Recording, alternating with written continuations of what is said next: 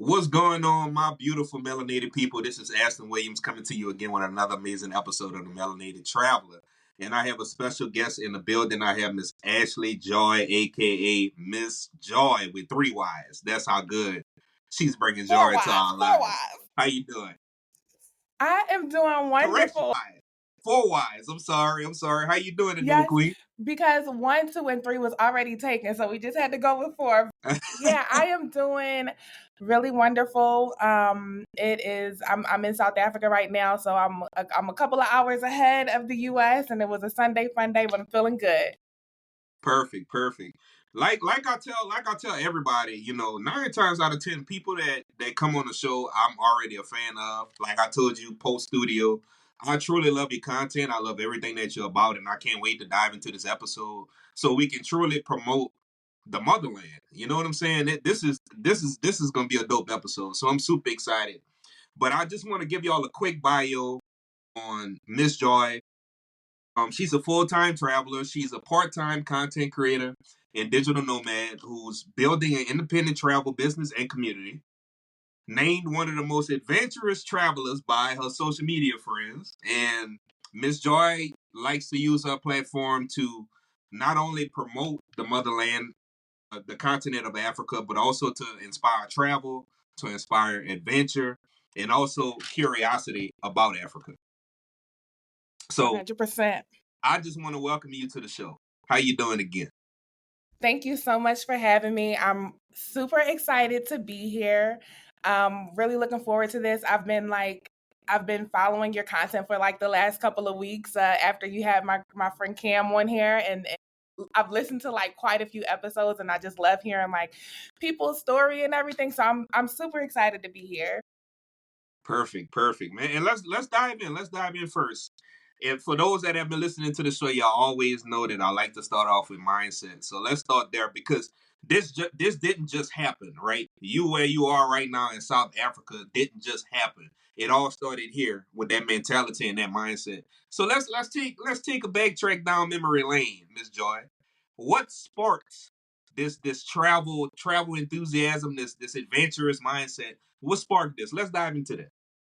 That is such a good question. So even though I've been doing most of my travel like over the last 3 or 4 years or so, I've been kind of traveling since I was a child. So I am Jamaican in my roots, and so I've been traveling since I was under the age of 1. My mom would take myself and my siblings to Jamaica. So I was already like used to being on a plane. I went to Jamaica every summer when I was a child.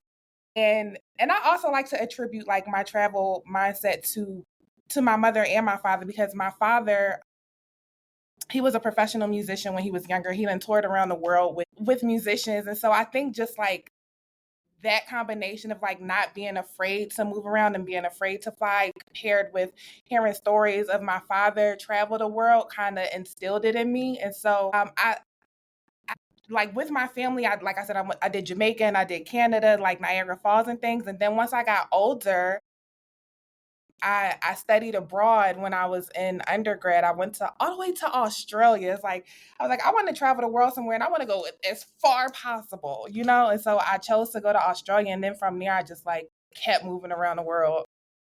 I wish I would have had a chance to travel abroad. Unfortunately, I was a collegiate athlete. I couldn't go nowhere. Shout out to the University of Southern Mississippi. Shout out to good old Hattiesburg, Mississippi. But yeah, I've known many people that went abroad. Not as far as Australia. A lot of people that I know went to Europe. So you really went the distance. You really went the distance. Yeah, when I was choosing a place of like where to study abroad, I wanted to I'm again, this was my much younger mindset, but I definitely wanted to be somewhere that spoke English because I didn't want to necessarily deal with the language barrier. I wanted to go somewhere that like people weren't necessarily like familiar with, and people didn't always go. Myself now would have chosen to to study abroad in Africa, but at that time I chose to study abroad in Australia, and it was a wonderful experience. And then so that was my sophomore year, and then my senior year I actually did a community service project in Kenya. So that was my introduction to the motherland, to Africa. Gotcha. I mean, we gonna dive straight into it because first and foremost, if y'all not getting a chance to Follow this queen and her content. We're gonna share it at the end of the episode. But I also want to take out this time right now for people to just how can they follow you? Follow me on my IG and on my TikTok. It's Missjoyy, and my SSJOYYYYY is 4 Ys because 1, 2, and 3 was 4 taken. Ys. Big 4 Ys. Yes, big energy only. Perfect. So the motherland, like Africa, like for us, like, before even diving into why you wanted to embark on, exploring, all 54 countries in Africa. But how does it feel? Like, we're gonna talk about your first one, the first country that you visited to. But this question I just want to ask directly is, how does it feel to travel to an area, a continent where you're not the minority anymore, you're the majority, and it's people Talk that look just about like you it. on billboards. How does that feel? Talk about it. You know what? It is the most beautiful thing to experience, to know that you are the majority, amongst the majority of people, to see people in power, people in businesses, people around you, surrounded by you, just like with this skin color. It is the most empowering thing ever. I never want to leave. Like, Africa can have me. Y'all can keep y'all Europes and y'all Americas and all of that. Africa can have me. I love being amongst my people. It's such a beautiful thing. It's so empowering. Gotcha. So let's dive into the first one, and I'll save it at the end. I'm kind of thinking about my first one that I'll be visiting because birthday is coming up next year, and I'm kind of like mapping out some things, and I'll tell you which one I'm thinking about going to first because of the proximity of the other countries I'm gonna visit. But what was your first country in Africa that you had a chance to go to and explore? Yes, so the first country that I visited in Africa was Kenya. It was in 2011, right after I graduated. I did a community service project with my university.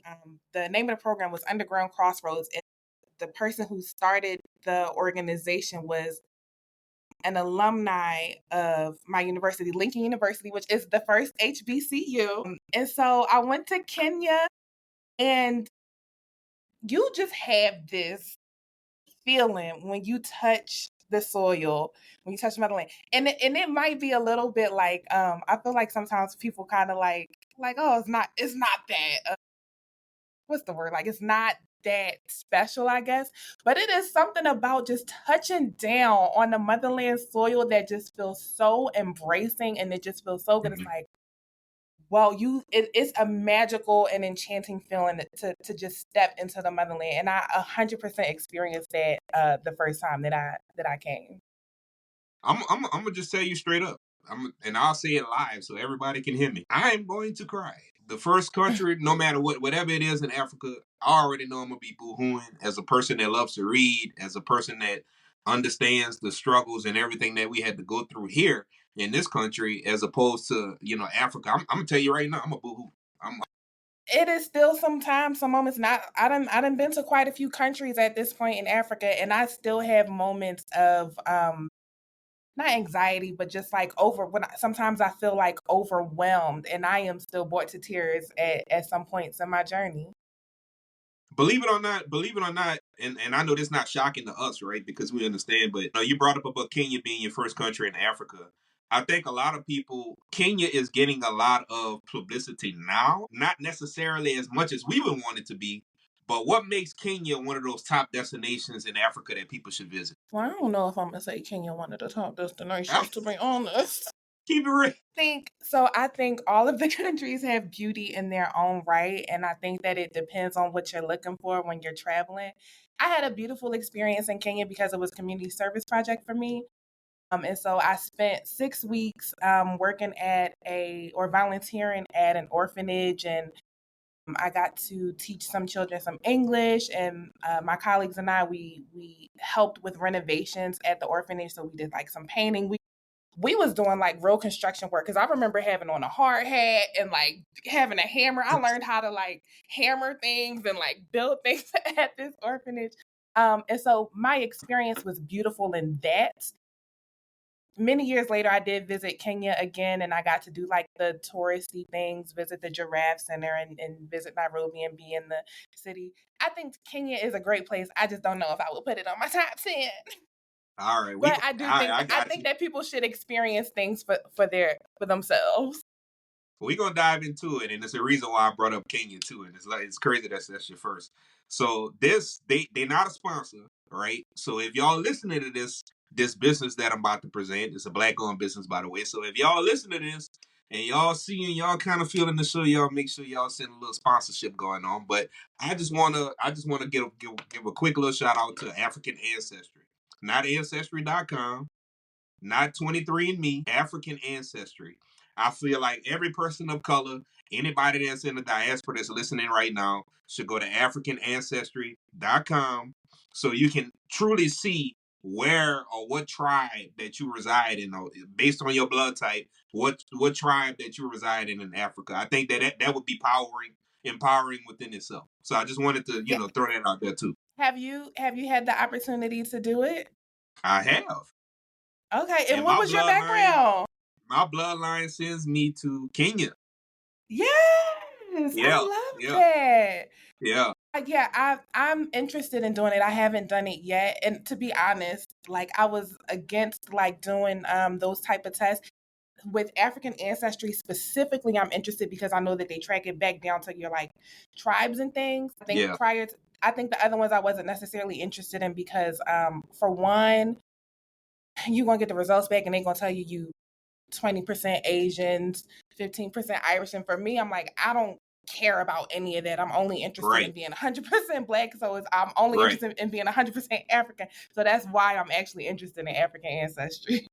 Yeah, I had a chance to try it, and again, it's not a knock at Ancestry or 23andMe, but I don't need you to tell me that I'm black. I know that already. Right. Yep. So, man, man, wow. Like let's just take a step back right now, because I think there's a lot of creators out there. That's still on a mission to go to 50 countries before 50, but 27 countries in Africa out of the 54. That's absolutely amazing. Yes. That's amazing. I just want to hand clap that right quick. That's Thank you. absolutely amazing.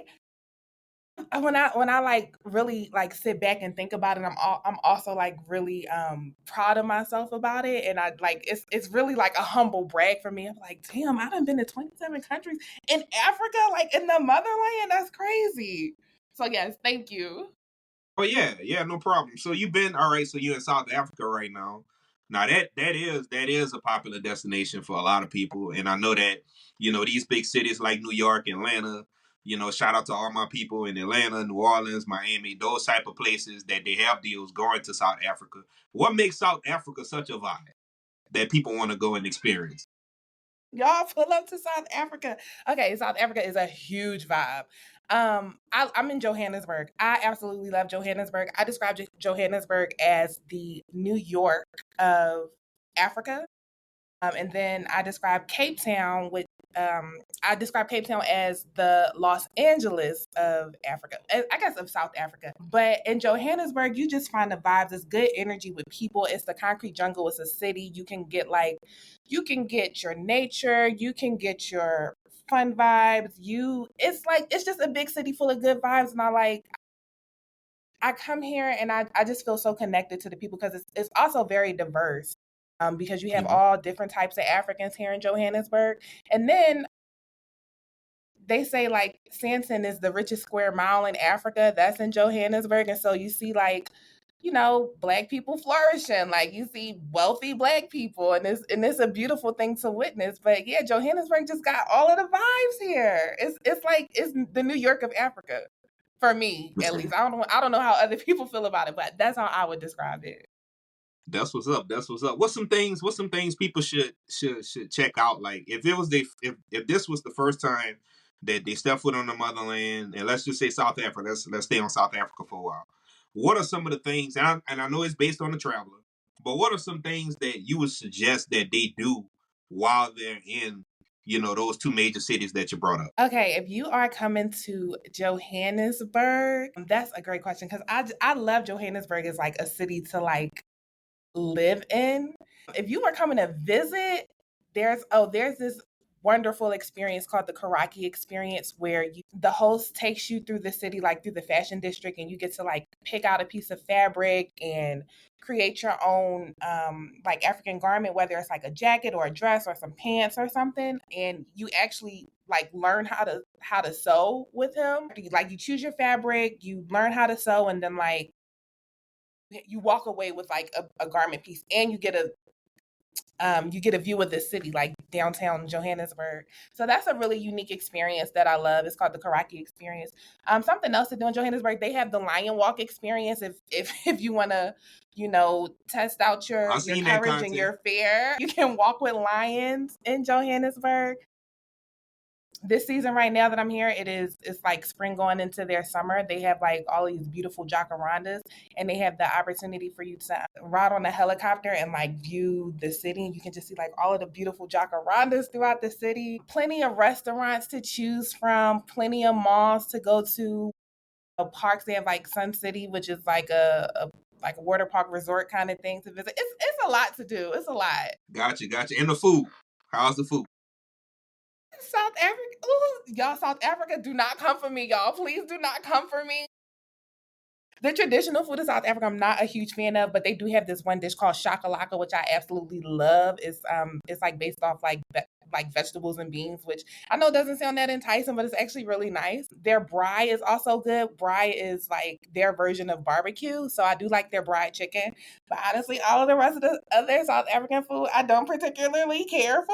I think the other food in Africa is a lot better. But Cape Town actually was just named like the number one country, I mean, the number one food something in the world or something like that. And I think they was named that because of the variety of restaurants that they have. So I will say like South Africa has a variety of restaurants. So you can get a lot of different cuisines, whether it's your like Italians or your Greeks or your Middle Easterns, whatever. Like you can get a variety of food in South Africa. Gotcha. Now you brought up lions. I do want to take this time to say that shout out to I just want to give just a quick shout out to Earl, Mr. Earl Jones, that just passed away this year. He had many numerous voices that we know, his as far as Darth Vader, but his most other infamous voice was being Mufasa in The Lion King. And one thing that he brought up, and the reason y'all gonna know, y'all probably ask me why the hell am I talking about that? I'm about to put it full circle based on what she said. But it's one line that he truly said that I feel like that should be the slogan for y'all to want to go to Africa is he kept telling Simba, remember who you are. And I think traveling to the motherland, traveling to really any country in Africa, it'll give you a sense of pride. It'll give you a sense of, feeling like you're a part of something. Like, you coming from a lost tribe and you found your home. So I just wanted to bring that up. Just wanted to bring that up. Yes, come on Definitely. home, y'all. Come on home. Definitely. So, I just 27 countries. Let's dive into like uh let's talk about the navigation in Africa because a lot of people talk about it. A lot of people, I feel like don't really give too much in depth about the navigation. For you being a person that traveled to so many countries within Africa, how has the infrastructure, how has traveling, we can get into the multi trips that you probably took as well, but how easy is it to navigate, through the continent of Africa? Yeah, so I think it depends on your destination, right? There are certain hubs in Africa where you can get to many different places fairly easily. Johannesburg being one of them. Johannesburg is a big hub. They have a international airport where you can get to a lot of places in Africa. Kenya is also another one of them where you can get to a lot of different places in Africa. Like so they have certain hubs. But to be honest, like intercontinental travel can sometimes be a little bit difficult because they don't always have like direct flights. And for us girlies that like direct flights and don't want to get off the plane, it can get to be difficult. But it is all manageable. Like I live in the spirit of like, let's make it happen and like whatever it is and do it with a smile kind of thing. So even though that there are some like roadblocks with the intercontinental travel, like it's all possible. So yeah. Got you. So what would you say? What would you say? This question just popped up in my head. What would you say? Like South African countries. as opposed to, the East Coast, the West Coast, the North, because you've been all over. You've been to Egypt, you've been to Sierra Leone, you've been to, you've been to Uganda, Ethiopia. Like, how are the different regions when it comes to terrain that really kind of like wowed you, like those wow moments when you went to these countries? Yeah, so I mean, even just like you can be in one country, one particular African country, and experience like all of the different terrains. Like South Africa specifically, like you got the beach, you got the mountains, you got the rivers and the lakes. Like you can a lot of these countries have a lot of different terrains. The safari is mostly in the southern parts of Africa and the eastern parts of Africa. Um, and then I mean, if you look at the continent of Africa, you see there's a lot of coastal countries. So a lot of them have beaches, beautiful beaches. A lot of them have lush rainforests. So of like the 27 countries that I've been to, like there's such a vast majority of terrain, and it's like depending on where you want to go or what you want to do, you can really find whatever it is that you want to do, whatever it is that you want to see, you can find it in Africa. You can find it somewhere in Africa. For me, this might sound crazy, but I think, man, shout out to Frank Ocean. There's two songs and there's two countries that I want to go to just because he said it. Sierra Leone, he got a song out, Sierra Leone, and then also the pyramids. I want to get a Mhm. chance to go to Egypt, and I've interviewed so many melanated alum and family about Egypt and their experience, and I just want to hear your experience. And how was it to actually to experience those pyramids, to experience the Sphinx and the Valley of the Kings? How was that experience? Yeah, I mean it's so dope to just be in that presence of like you are standing in front of these like monumental structures, right? That like these people built with their hands, and you even get to go inside of the pyramids, and you get to hear the stories about like how they lived at that time, and how they built this thing over the just going in is again, it's like it's a magical experience. It just makes you think like as you continue to visit places and you see things like that, you're like, yo, anything is possible. Honestly, like there's nothing that I can't do. You see these things, you're like, yo, people did that. There's nothing that I can't do. Nothing is impossible. And that's just how I feel when I see things like the pyramids and stuff like that. And then Sierra Leone, I think Sierra Leone had like some of the most beautiful sunsets and like really gorgeous white sand beaches, which I think like a lot of people don't know or don't think about it when you think about Sierra Leone. I think when people hear Sierra Leone, they only think about like what the diamonds, right? Because of the movie. Yep. But they have like really, really beautiful beaches and beautiful sunsets. Man, perfect. This is absolutely amazing. This is a two-part question. All right, two-part question. Hmm. The first part is actually a statement, and I want you to break this myth. And then I ask the second question. Here's the myth: Africa is too expensive to travel to Africa. It's too expensive. And then the second part of this question is we're going to talk about some of the countries that really really like stuck with you, and then we're going to talk about currencies because a lot of people are interested in how's the U.S., what's the currency, the strength of the dollar, all that good stuff. But let's talk about this first one. It's Talk expensive about to this travel to first Africa. one. It's Let's talk about expensive. this first one. If it's expensive to travel to Africa, is it not expensive to travel to Europe? Is it not expensive to travel to Hawaii? Is it not expensive to travel to the Caribbean and to Southern America?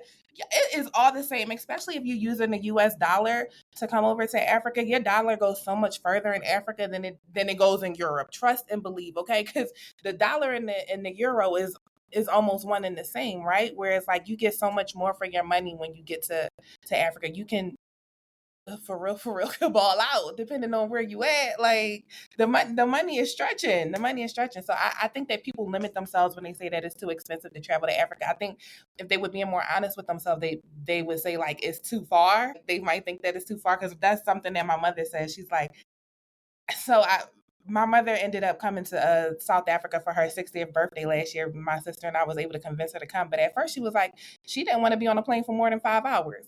somehow we convinced her to be on the plane for 17 hours to get to Cape Town. But I think, yeah, again, I think that people limit themselves when they say like it's too expensive, because if you can spend your money in Europe, you can spend your money in the Caribbean, you can spend your money in Southern America or Asia or wherever else, you can spend your money in Africa. It's not too expensive. Got you, got you. And you know what really excites me about that, and why I get so excited about hearing your response is the fact that, like she said, y'all, it's like you can we see all these things on TV that gives us the stigma about Africa, and then we see creators like you showing the true Africa, the real Africa, right? The beauty and the essence of Africa and what it's all about. And one thing that I'll say is that I can't wait to go to an African country and actually see a person that looks like me on a dollar. I know that sounds very simple, but for me, that means a lot. That It's means a so lot. cool, right? It is the coolest thing. You get all of these currencies and you got your people on them. It's so cool. I mean, granted, we almost had what, the Harriet Tubman $20 bill. You see, Almost. that didn't happen, but you come out to Africa, all of the bills got all of us on it everywhere. One of my favorite currencies, I'm not gonna lie, one of my favorite currencies from the countries I visited so far is Costa Rica. The currency is so pretty that I don't even want to spend it. So what's some, I know this question might be off the wall, and if you need some time to think about it, like going throughout all these countries, what are some currencies that really stood out to you that you was like, oh, it looks so good, I don't even want to spend it. You know what? I'm gonna just keep a few just to say. So, little known fact, I actually keep currency from every country that I visit, just to have it, and I put it in a photo frame and put it up on my wall. But well, that's a great question. I actually really love the Ghana CDs. I think the colors are really cool. Also, like, I always want to keep my money. I don't never want to spend too much money, so I want to keep them all. But I love the Ghana CDs. They have like nice colors. I also love the South African rand. It's pretty dope. But I think the most memorable currency for me, and it's not because of what it looked like, it's more so because of how much of it was. In Sierra Leone, they are giving you like stacks. Like the money is just, I literally came. We had bags of money because it was like stacks of money. I remember taking pictures of the money on my bed because it was just like so much. And then I had to do, like some ghetto stuff, hold the money up Yeah, to my ear. So yeah, I would definitely say Sierra Leone was the most memorable just because like of how much it was. got you, got you, got you. And like the would you say that um the people, because you already brought up something that I think that's very very intriguing that people should listen to, is the fact that you can get everything out of one country. Like some of these beaches that you brought up, I gotta we gotta circle back to that. So you've been around a few places around the coast. Like how have those countries been? Those beaches, like things to do as well, because a lot of people think that excursions and jet skis and all of that don't happen in Africa. That's crazy. Hmm. That's absolutely crazy. So let's talk about beach vibes for a second. Like these beaches Yeah. that truly stood out to you on the countries that's along the coast. Yeah, so I gotta preface it first, right? Like, I'm a little biased, right? Because like I said, I spent a lot of my younger years and summers in Jamaica, and I think Jamaica has some of the most beautiful beaches in the world. So I'm not like like easily impressed when it comes to beaches generally, right? Like, because like I said, I think Jamaica has some of the most beautiful beaches in the world. The Caribbean as a whole, I think, has some of the most beautiful beaches in the world. But when it comes to Africa, I was really stunned by the beaches in Madagascar. The northern part of Madagascar, like, they have like these like smaller different islands and everything up there. I was blown away by the beaches in Madagascar. Just beautiful, like white sand, clear blue waters. They had this one beach where it was like a sandbank that came through the middle, and you could kind of like walk from one island to the next, and it was just like so super stunning. So I know a lot of people like to do like Zanzibar for beaches, and I do think that Zanzibar also has some amazing beaches. But if you want to go to one that is like a little less known and like for me like a little bit more impressive, I would say check out Madagascar. Gotcha. Y'all heard it here first. It's definitely on the list. Let's dive into like some of the local. Like, what are some of your ways to immerse yourself into a culture? Like, whenever you travel to these different cultures, because every culture is different. We already talked about some of the tribes. You brought up Kenya. They have multiple tribes within Kenya, and just in that country alone. But what are some of your ways to immerse yourself and go where the locals go? Like, how do you immerse yourself? What's your strategy? Yeah, well, for one, I'm living amongst the locals. I always book an Airbnb like in town or in the city or something. Like I'm a girl of the people.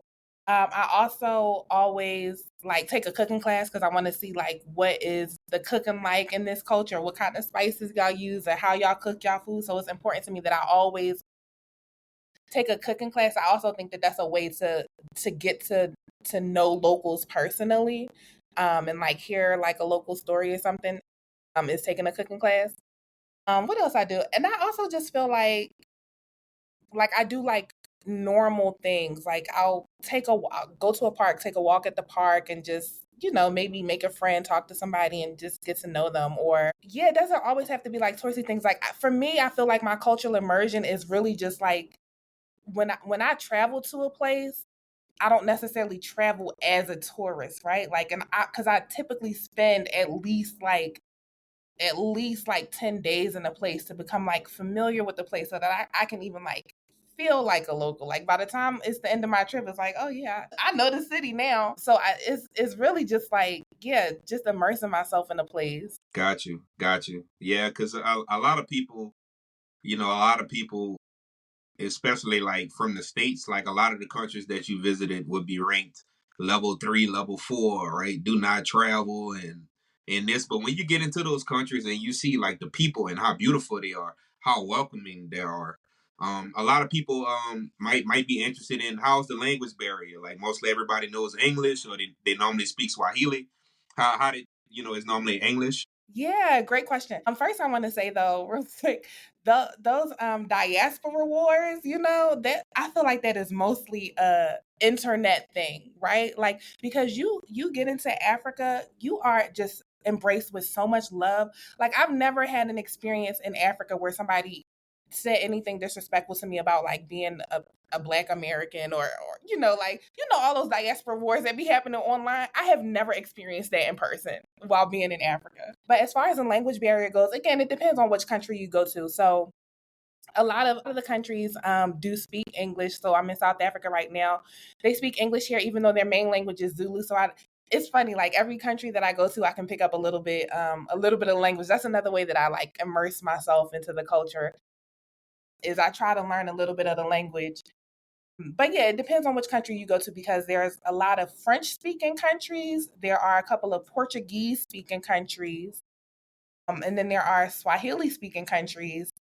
And then you get into the north and you got like Arabic speaking countries and everything. But I do find that in most countries, there is a level of understanding amongst the English. There is at least like some English speaking, and you can kind of maneuver and make your way around. And if not, you got Google Translate on your phone. You can learn a little French, learn a little bit of Portuguese, learn a little bit of Swahili. So I can give you greetings and I have like simple questions that I can say in every language. And I make sure that like before I visit a country, like I make sure to just like, review the language first and make sure that I know a couple of greetings and everything before I get there. And Got I you. think that's very important for travelers to Yeah, do. yeah, that's very important. You got me thinking. Now that you brought that up, not only immersing yourself in the culture, but how do you go about navigating some of these countries that may be predominantly, the top religion is Muslim. Certain countries in Africa where you have to, kind of like change your clothing. You might have to cover up. How do you research those things, or how do you find things? Because I know a lot of the supporters here and the listeners, the women out there that's listening, and the men as well. How do you go about figuring out, hey, this is the custom of this country that I need to wear this? Yeah, again, it comes down to research. Make sure you and I say this and I don't necessarily always do it, but I do think that it's important to research a country before you get there so that you know what you are supposed and are not supposed to do. Now again, it is your decision. whether you want to follow those customs or not. And I do think that it's important to respect those customs and respect the way of living and culture. But to be completely honest, I don't know if there have been some times where I haven't necessarily done that all the way. Like just recently when I was in Uganda. Uganda is a I'm not gonna say Uganda is a super conservative country. However, they do prefer that the women dress more conservatively, and and I think I didn't necessarily realize that because it's not like that in and this is something that I did that I shouldn't do. But I kind of grouped like I'm like, oh, I'm going to East Africa. Like they don't have this issue in Kenya. They don't have this issue in Tanzania. So I didn't think that it would be an issue in Uganda. But I wore some shorts above the knee in Uganda, and when I tell you the stairs I got, it was so uncomfortable. I said, let me go home and change, put some pants on real quick because they was acting like I was walking on these streets naked, booty butt naked with my butt out. It was so uncomfortable. But yeah, again, it comes down to the research and just making sure that you're like aware of, what's going on around you. I wasn't being aware in that moment, so I had to take that L. Got you. Got you. All right, here we go. This one might be hard. 27 out of 54. Oh God, You I already already know know what's what's coming. coming. You already know what's coming. You know what's coming. Now we can do top 5, or we could do like top 7. All right, we ain't gonna go 10. We ain't gonna go 10. So I'm gonna really make you think about this one. So we could go 7. We could go 7. Out of the 27, what's your top 7 countries that you Mm. say right now for the people that's listening and the people that's gonna be watching this, hey, y'all should go here. Okay, let me tell you, I hate this question so much because I'm a Gemini and I'm super indecisive and I love things for different reasons. And I think that out of all of the countries in Africa, there are some things that are like highlightable and I love each different place for very different reasons. I'm so happy that you gave me 7, so I'm gonna give you 7 countries, and these are not going to be in any particular order. Okay, so these are just 7 countries that I absolutely adore in Africa. I adore all of the countries in Africa, but if I have to choose 7 in no particular order, let me start with South Africa because I'm here now and I absolutely love South Africa. So that's on the list. I absolutely love Ghana for the culture and the tradition and the food and the vibe. So definitely Ghana. I'm gonna go with Namibia. I loved Namibia for like the nature and the adventure and just like the variety of terrain. Like when we talk about terrain, they had like the sand dunes, they had the beach, they had like the deserts. Like, yeah, definitely put Namibia on the list. I'm have to add Nigeria to the list, the African giant, like just again, culture, tradition, food, vibes, energy. Like, yeah, definitely Nigeria. Okay, so that's 4. I got 3 more to go. Let me choose wisely. Mauritius. Mauritius is another beautiful island with beautiful beaches as well. Got to add Mauritius to the list. Oh my God, how could I forget Rwanda? Rwanda, 100%. The cleanest country in Africa, the safest country in Africa. If you're into hiking, Rwanda is definitely a place you want to go. Like it's called the land of 1,000 hills. They just got like mountains all over the place. I like had some beautiful hiking experiences in Rwanda. And speaking of hiking experiences, I'm also gonna damn, am I at 7 already? No, I'm at you're at 7. 6. You're I'm at at 6, 6. but the next one is gonna be number 7. I gotta. Yep. And then you could go a bonus 8. Okay, so I'm gonna add Eswatini to this list. Now, Eswatini is a really small country that it's like inside of South Africa, but then it also borders Mozambique. And it can be kind of similar to South Africa, but I did like one of the most beautiful hikes that I have ever done in my life in Eswatini. Eswatini was formerly known as Swaziland.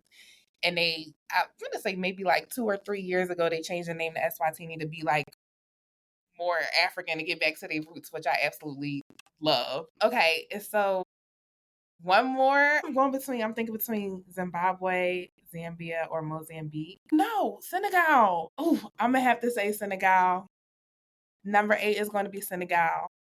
Loved Senegal. Again, beaches are beautiful, vibes are great, culture, tradition, food. I think Senegal has some of the best food in Africa, like hands down. And just like the style, the swag. Yes. So again, there are other places that I love. Like I love Zimbabwe, I love Zambia, I love Mozambique. And I feel like I left off some good ones on that list, but yeah, that's gonna be my 8. All right, cool. So, man, first of all, number 5, you said Maritas. Shout out to Mauritius. Jet Jose, because that actually was the first country that him and his wife went to. They just recently got married. Did you for Shout out real? to Black Love. Shout out to Black Love. And they first country that they visited on their honeymoon was Maritas. Okay. So shout out to them. And I wanted to ask you about Senegal. Did you get a chance to see the statue? Like, I feel like that should be a world wonder pretty soon. Did you get a chance to check that out? I did, and it is massive. And it's so cool to, to go to the top of the statue and just like overlook the city. And it just feels like an extremely like empowering statue. Like you see the man there, you see the woman there, you see the baby there holding it, and it's just like it's so statuesque and just powerful and like it just feels really good. Got you. What's one of the most, because you named those 8, and if it's not in the 8, that's fine, and you could give a few occurrences. But what's one of the most shocking things you've experienced while traveling through these countries? The most shocking experience that you've experienced. Sorry, I just had to laugh out loud at myself about this experience that I'm about to tell you. I don't know if this is the most shocking experience, but it's the first one that popped in my head, so I'm gonna give it. And I'm even embarrassed about this story, to be honest, but I'm gonna tell it anyway. Okay, so my first time visiting South Africa was in 2017, and South Africa was actually the second African country that I visited. And when I came, I first came to Johannesburg, had an amazing time, and then after being in Johannesburg for a week, I traveled to Cape Town. And I got to Cape Town. I even want to be like a little like careful with how I say this, but when I got to Cape Town, it was a culture shock for me because again, I'm embarrassed to say this, but I'm gonna say it anyway, and I don't want the internet to come for me. But I did not in 2017. I did not know that there were white people in Africa, and that's ignorant to me, right? Like I didn't know the South African history. We don't learn about Africa Yeah. in the schools, so I thought the continent was just all black people all the time, all black everything, right?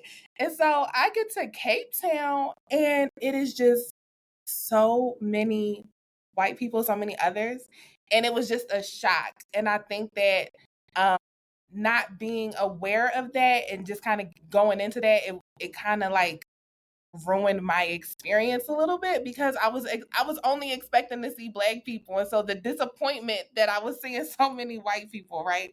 And so that was like really shocking for me at the time. Now I go to Cape Town, I have a wonderful time, beautiful city, like one of the most beautiful cities in the world. But my first time going to Cape Town was extremely shocking to me because there was just like a plethora of white people all over the place. Wow, that would shock the hell out of me too, and I think the listeners Yeah. and the viewers would agree. That would shock the hell out of me too, because you would automatically assume again that everything is like that. But that, Yeah, but man, then that's when crazy. you learn like the history of like South Africa, and it's almost kind of like not parallel but really similar to the history in the US. It's unfortunate, but yeah, then you get to see how um white people are consistent all over the world. Mm-hmm. Mm-hmm. I got you. Do they have a lot of, only because you brought that up, I'm gonna ask this, because it's very prevalent in South, Central, and South. How is the Asian culture there as well? The Like Asian the restaurant Asian wise, markets, and yeah. Yeah, it's funny. I just went to a Chinese store across the street earlier. They got Asian foods here. They have Asian people, especially like in some of the in like Durban, which is another city in South Africa. There's a huge Asian and Indian influence there. In Mauritius, there's a huge Asian and Indian influence there. So depending on what part of the continent you are, there's like a huge Asian and Indian influence. Gotcha. We're gonna shift gears because it's time to pub. So this question is directed to your business. When I ask this, what's a joy trip? Tell people what a What? joy trip is. It's the Joy Trip. So Joy Trip is my travel business. I'm hosting group trips to the motherland. My goal is to just bring as many people to the motherland as possible. I think everybody deserves to experience what it is like to travel and visit Africa. I think that a lot of time when people talk about traveling, they only talk about the Caribbean or they only talk about Europe or people want to go to Asia, which is all great. I've been to all those places and I enjoy traveling the world just as much as everybody else. But I do think that we need to bring a focus and an emphasis to the motherland, bring our people back back to our roots. And so that's what Joy Trip is about. Joy Trip is about bringing my Black American brothers and sisters to the motherland. And so I host group trips, and I would love to host you in the motherland at some point. Hell yeah. And everybody else, like it really warms my heart for people to experience Africa. Perfect. And we gonna take this one if you had to say like the people that's on the fence right now, the people that's listening, that rarely travels, whether that be domestically or international. What's one of the things that you can say like to give them that motivation, like the people that's on the fence, to make this jump into this adventurous world that we call all the places that we talked about, especially the motherland? What motivation would you give them, or what message would you give them to say, hey, like now's the time. If not now, then when? If not now, then when? If for people that are on the fence about traveling, I think that you traveling is such a beautiful experience that is unexplainable. Like you only know what it's like to travel once you've traveled, right? And if you're only in your little bubble, right, and you only know what you know in your little bubble, it's like you need to step out of that bubble and step out of your city or step out of your state or step out of your country, get on that plane and experience what the rest of the world is like. There is so much more outside of the US or outside of wherever in the world that you are. I don't want to just limit it to the US. There's so much more outside of that. And how can you experience things if that's all you know? So yeah, my word of advice is to just do it. Okay. Step out of your comfort zone, buy that plane ticket, get on that plane and experience a place that you've never experienced before. Because it can only build and grow you. You can only learn from it. Definitely. That's a message. That's a bar.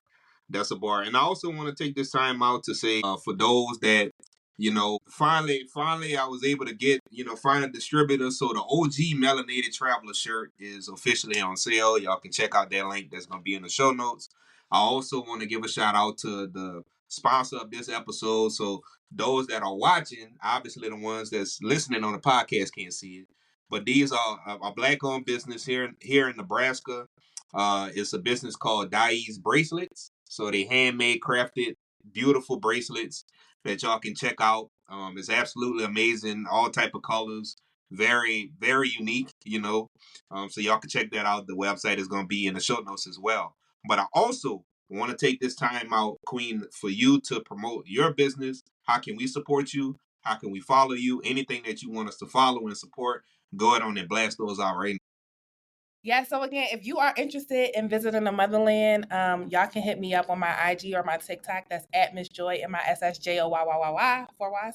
Or you can check out my website. It's joytrippin.com, JOYTRIPPIN.com. And again, like it's really just about like creating unique experiences and curated travel to the motherland. And I think everybody deserves to travel in joy and everybody deserves to experience the motherland in its most beautiful form.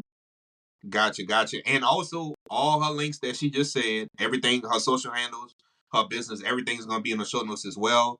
So I'm going to save y'all some time. Y'all can just go ahead on and click it, and it'll take y'all straight to wherever she needs to go, her social platforms, her business, and everything. And if you're not on the Joy Trip, y'all dive into, she already told you what a Joy Trip is. It sounds like a vibe. So y'all definitely should check it out. The website, all her social handles are going to be down in the show notes as well.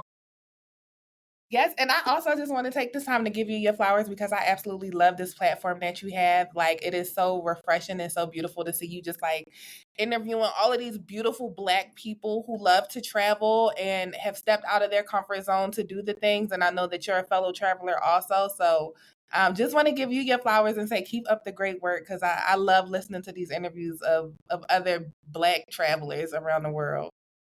Thank you so much. It's definitely a humbling experience. I really do appreciate it. And like I told you in the studio before we started, you family now. So I'm looking forward to collaborating with you in the future.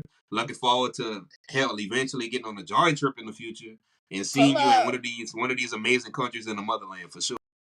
Yes. For sure. For sure. And y'all already know my motto. I'll see you at the top because the bottom is just too crowded. Peace. Have a good one, y'all.